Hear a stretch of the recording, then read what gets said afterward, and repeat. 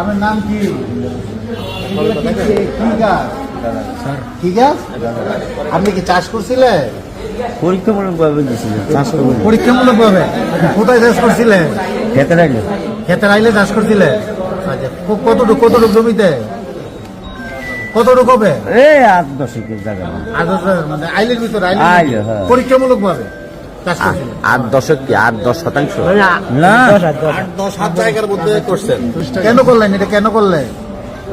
শতানে পাইছিলেন sir হ্যাঁ, শতানে পাইছি আপনার শয়তানে পাইছে এই কারণে করছেন। এটা কি অপরাধ কিনা?